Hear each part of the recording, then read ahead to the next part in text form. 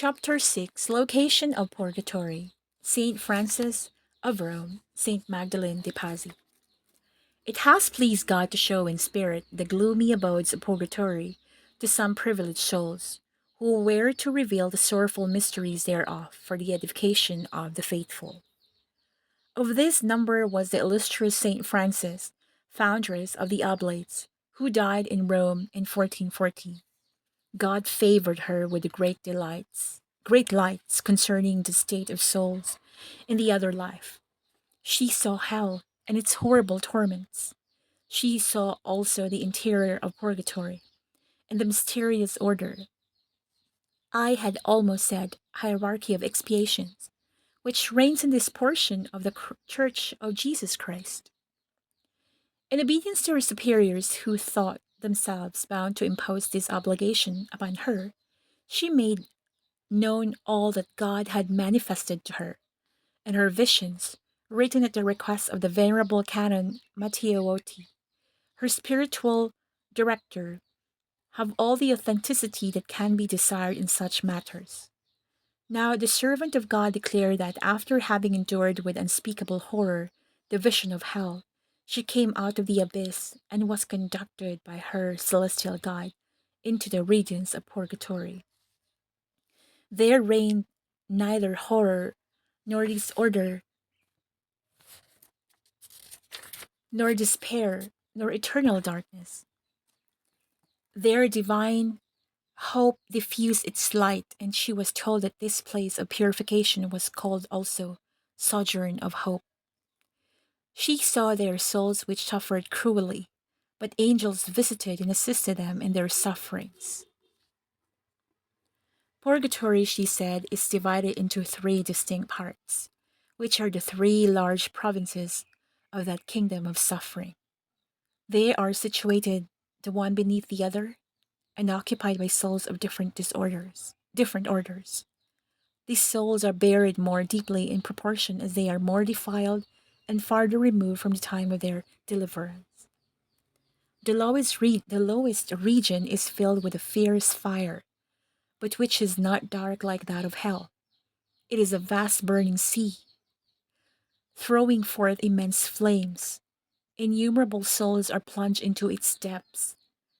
They are those have rendered themselves guilty of mortal sin, which they have duly confessed but not sufficiently expiated during life.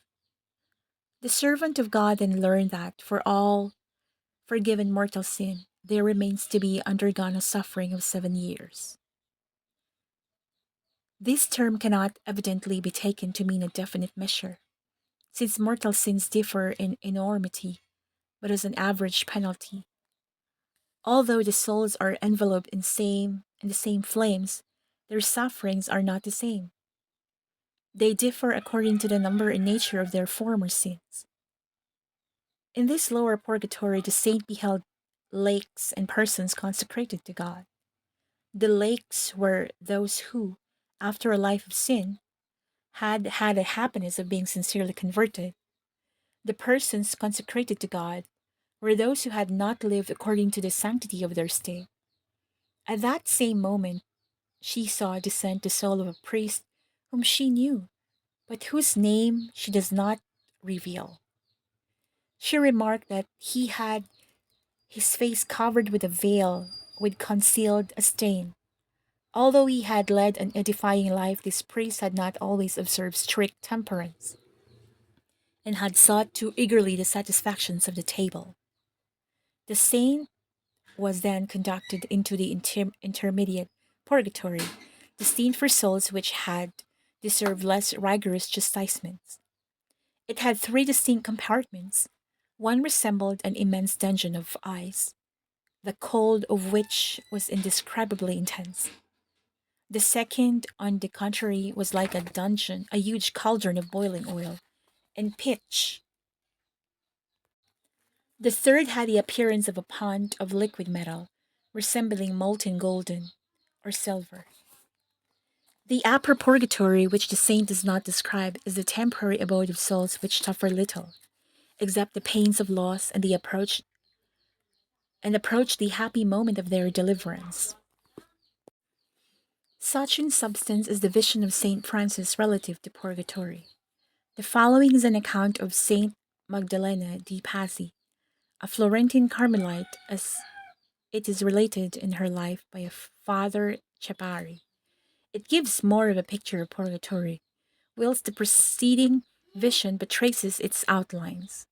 Some time before her death, which took place in 1607, the servant of God, Magdalen de Pazzi, being one evening with several other religious in the garden of the convent, was ravished in ecstasy and saw purgatory open before her. At the same time, as she made known later, a voice invited her to visit all the prisons of divine justice and to see how truly worthy of compassion are the souls detained there. At this moment, she was heard to say, "Yes, I will go." She consented to undertake this painful journey. In fact, she walked for 2 hours round the garden, which was very large, pausing from time to time. Each time she interrupted her walk, she contemplated attentively to the sufferings which were shown to her. She was then seemed to wring her hands in compassion. Her face became pale, her body bent under the weight of suffering in the presence of the terrible spectacle with which she was confronted. She began to cry aloud in lamentation, "Mercy, my God, mercy! Descend, O precious blood, and deliver these souls from their prison. Poor souls, you suffer so cruelly, and yet you are content and cheerful.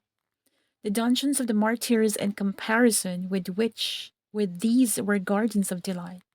Nevertheless, there are others still deeper. How happy should I esteem myself were I not obliged to go down into them." She did descend, however, for she was forced to continue her way. But when she had taken a few steps, she stopped, terror stricken, and sighing deeply, she cried, "What? Religious also in this dismal abode? Good God, how they are tormented! Ah, Lord." She does not explain the nature of their sufferings, but the horror which she manifested in contemplating them caused her to sigh at each step. She passed from thence into less gloomy places. They were the dungeons of simple souls, and of children in whom ignorance and lack of reason extenuated many faults. Their torments appeared to her much more endurable than those of the others. Nothing but ice and fire were there. She noticed that these souls had their angel guardians with them, who fortified them greatly by their presence. But they saw also demons, whose dreadful forms increased their sufferings. Advancing a few paces, she saw souls still more unfortunate, and she was heard to cry out, "Oh, how horrible is this place! It is full of hideous demons and incredible torments. Who, oh my God, are the victims of these cruel torments? Alas, they are being pierced with sharp swords, they are being cut into pieces." She was answered that they were the souls whose conduct had been tainted with hypocrisy. Advancing a little, she saw a great multitude of souls, which were bruised as it were, and crushed under a press. And she understood that they were those souls which had been addicted to impatience and disobedience during life. Whilst contemplating them, her looks, her sighs, her whole attitude betokened compassion and terror. A moment later, her agitation increased, and she uttered a dreadful cry.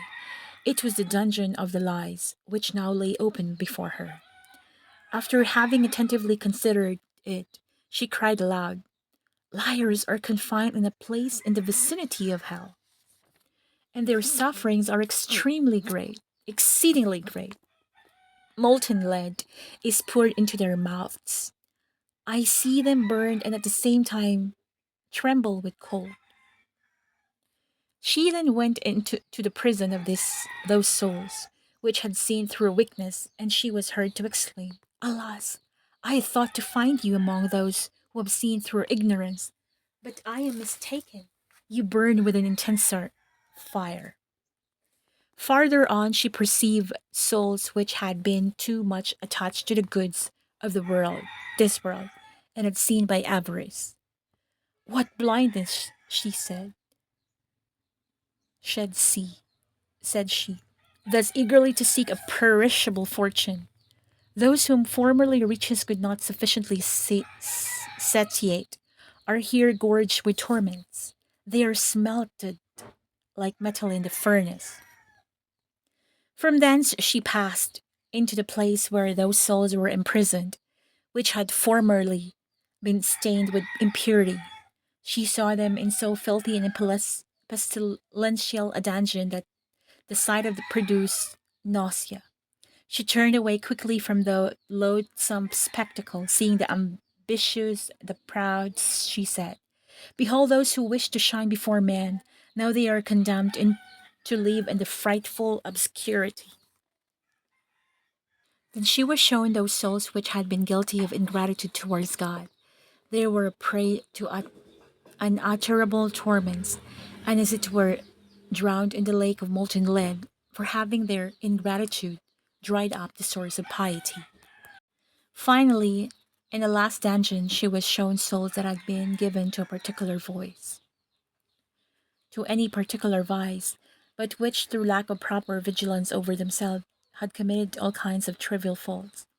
She remarked that these souls had a share in the chastisements of all vices, in a moderate degree, because those faults committed only from time to time render them less guilty than those committed through habit.